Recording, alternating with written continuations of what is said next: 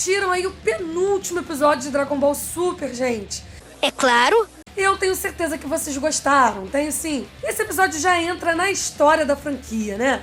Por ter proporcionado uma experiência nunca vista antes. Ou pelo menos eu nunca tive conhecimento, que foi uma mobilização de pessoas por várias cidades latino-americanas, para que a transmissão aí, tanto desse episódio 130 quanto do 131 fossem exibidos em praças públicas. Gente, o hype foi tanto pela expectativa desse episódio 130 que até um prefeito de uma cidade lá no México disse que ia exibir sim o episódio. Tamanho é o amor deles por Dragon Ball. É claro que a Toei não gostou muito disso não, né? Tentou barrar, se pronunciou contra a exibição, teve carta até do governo do Japão tentando impedir a transmissão em algumas cidades mexicanas, cara. Que loucura isso! Dragon Ball virando assunto de estado. Teve gente que respeitou e teve prefeito que cagou e andou e, pra alegria de todos, transmitiu e ainda transmitiu fansub na cara de pau. E não foi só lá nos nossos amigos lá com Karates que rolou isso não, hein, gente? Teve transmissão no Equador, teve até aqui no Brasil. Um monte de bar por aqui exibindo o episódio como se fosse final de Copa do Mundo. De qualquer forma, toda essa mobilização, toda essa polêmica com a Toei, isso tudo acabou só provando o quanto que essa franquia é tão especial e querida, né, galera? E claro, a expectativa para ver a luta de Goku e Jiren era gigantesca. E será que valeu a pena, gente? Com certeza valeu, né? O episódio 130 não foi um episódio com muitos diálogos. Foram bem poucos, na verdade. Foi um episódio muito focado na luta do Jiren e do Goku do começo ao fim. Mas olha, gente, o pouco que teve de diálogo, sinceramente, foi excepcional. Principalmente por conta de uma frase do Goku em meio a uma ação desesperada e imbecil do Jiren, que vai entrar pra história dos animes. Eu tenho certeza disso, gente. Tamanho foi o impacto que essa frase aí proporcionou. Mas eu vou falar disso mais pra frente, vem acompanhar comigo. Sobre as lutas, esse episódio deixou pra trás a ideia simbólica de golpes em ultra velocidade e outros apelos visuais vistos aí no episódio 129, que apesar de não ter sido muito compreendido por alguns, representava de uma forma única e majestosa o nível do Goku e do Jiren, principalmente no despertar do instinto perfeito. Eu gostei muito da complexidade dessas cenas, por elas darem a dimensão de um poder nunca visto antes na franquia. Mas o episódio 130 retornou ao velho feijão com arroz das batalhas de Dragon Ball. E isso é ruim? De jeito nenhum, né? Tivemos talvez uma das cenas mais bonitas de luta já produzidas na franquia, com muita coreografia, esquivas, explosões e aqueles reveses que deixaram a gente na expectativa por quem seria de fato o vencedor dessa luta. Mesmo a gente já tendo visto sinopses aí que deram spoilers, né? Mas tudo isso ao velho estilo de lutas da franquia. Talvez até tenha sido justo, já que o episódio anterior construiu todo esse simbolismo diante dos poderes do Goku e Jiren. E o que a equipe do episódio 130 decidiu foi mostrar como seria essa luta aos olhos dos próprios dois finalistas do torneio ou de alguém capaz de acompanhá-los, né? E apesar do Goku estar com um instinto perfeito, o Jiren foi capaz de rivalizar e até superar em alguns momentos a capacidade de desviar sem pensar do Goku. Mas não foi o suficiente e acabou sendo vencido no final, né? Bem, vencido entre aspas, né? Afinal, a luta só acaba quando termina. Sabia não? Mas mesmo com cenas de lutas tão impressionantes, eu me impressionei mais com os poucos diálogos desse episódio e com o desenvolvimento, principalmente de Goku e Jiren nele. E claro, pro maior plot twist que já aconteceu na franquia. Mas primeiro vamos falar dos personagens, começando pelo Jiren. Esse episódio provou que o Jiren nunca foi um herói, dentro de toda a concepção romântica aí do que é ser um herói, né? Jiren, na verdade, é um ser traumatizado. A criança que viu seus pais mortos, sua aldeia exterminada e o mestre e seus amigos sucumbirem a um mal maior nunca deixou de existir. Isso ficou evidente no desenrolar do episódio, ao ver o Goku gigante em essência e poder, superando não só o poder de Jiren, como superando as suas próprias convicções. Isso acabou contribuindo para que aquela então criança traumatizada despertasse e tentasse desesperadamente negar tudo isso que lhe foi jogado na cara. A grande verdade é que toda a obsessão de poder e a crença de ser intransponível e insuperável, até mesmo pelos deuses da destruição, era nada mais do que uma casca que reprimia os seus mais profundos sentimentos.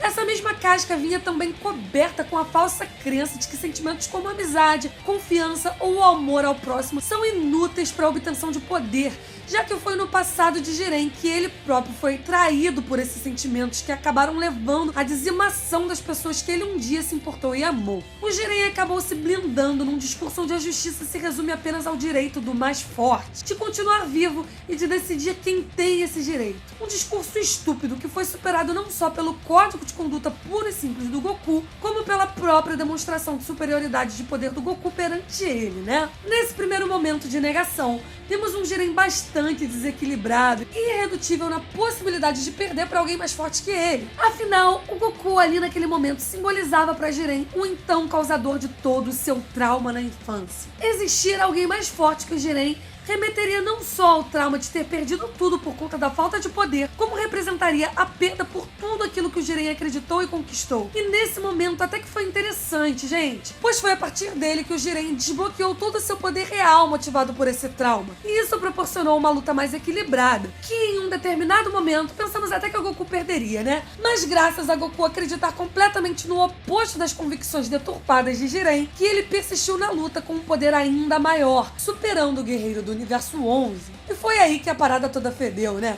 Toda a convicção que o Jiren cultuou em si próprio, a de que sentimentos como confiança ou amizade não existem, tendo como prova disso o seu trágico passado, foi totalmente destroçada pelas convicções do Goku. A força de vontade do Goku em continuar lutando em prol de seus amigos fez com que o Jiren literalmente surtasse. A ideologia egoísta aí do Jiren, onde o poder é tudo, que os companheiros não servem pra nada, e é de total oposto àquele momento em que o Goku mostrava superioridade, mesmo diante de um Jiren com todo o seu poder liberado. A força absoluta era o pilar principal que sustentava a confiança do Jiren, e ao ser superado em batalha por motivações que ele a vida inteira negou, né, fez com que esse pilar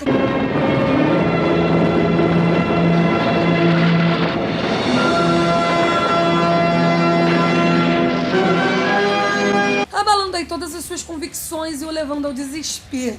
Reconhecer os ideais que movem Son Goku é jogar o trabalho de uma vida inteira fora. É simplesmente aceitar que tudo que ele defendia estava, na verdade, errado. E convenhamos, né? Isso não é fácil. E a resposta imediata de Jiren a essa negação toda foi talvez uma das atitudes mais deploráveis, vindo de um guerreiro que nem um vilão é, né? O Jiren tentou atacar justamente os amigos de Goku que o motivaram a ir sempre além, de uma forma extremamente covarde. Eu, quando vi essa cena, fiquei muito triste, gente, pois o que a gente viu aí foi um indivíduo fraco de espírito e incapaz de enxergar a verdade.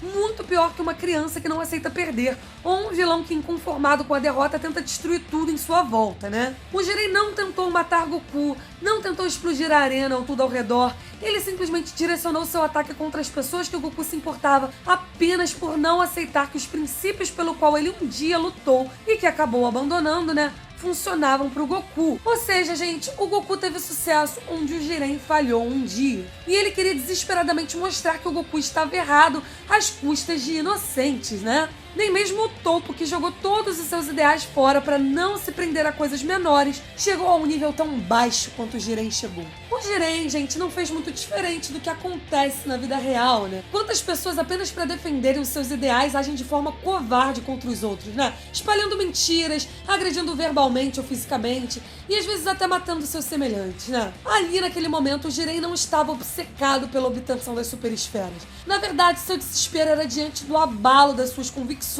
e das suas ideologias. De qualquer forma, foi uma atitude imperdoável. Um personagem que eu tinha muita admiração caiu bastante no meu conceito. Mesmo que tenha sido por razões traumáticas, né, galera? A atitude do Jiren foi realmente inaceitável, mas que ao menos proporcionou um dos maiores momentos do Goku em toda a franquia. O Goku deu uma surra muito maneira no Jiren, como nunca vista antes, por conta dessa atitude imbecil aí, né? Goku literalmente incorporou aí o capeta de tanto ódio diante de um perturbado Jiren. Mas o melhor de tudo é que o Goku protagonizou uma das frases mais marcantes de toda a história de Dragon Ball. Não penso que sou um herói da justiça ou nada do tipo, mas aqueles que tentam machucar os meus amigos não serão perdoados. Sem dúvidas, galera, essa foi a frase que melhor define o personagem Goku. Muito criticado aí no desenrolar de Dragon Ball Super por conta da sua suposta mudança de personalidade e sua obsessão por lutas, não se importando aí com as consequências. Os fãs, na verdade, ou negavam ou desconheciam o arquétipo do Goku criado originalmente pelo Toriyama, mas infelizmente as pessoas acabaram idealizando aí um Goku que é aquele mocinho,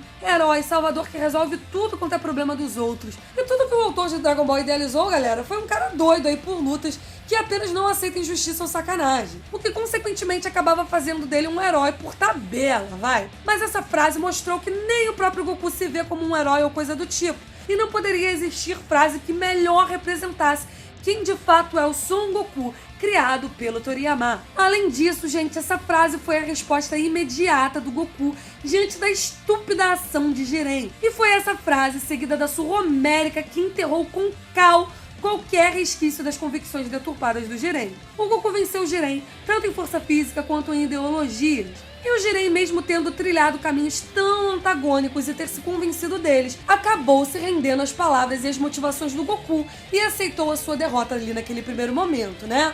Mas infelizmente o poder de Goku entrou em colapso e graças à pressão aí do Palhacitos em aproveitar a oportunidade, o Jiren, por uma questão técnica, derrota Goku, mesmo não sendo da maneira com a qual ele acreditava. Eu nem acho que a atitude do Jiren foi cretina aqui, porque mesmo não sendo algo tão honroso, o próprio reconheceu isso nas palavras finais do Goku. E aí, nesse momento que estava em jogo, era principalmente a obtenção das super esferas do dragão, né? Algo que parece que Jiren realmente desejava muito, independente até mesmo das suas convicções.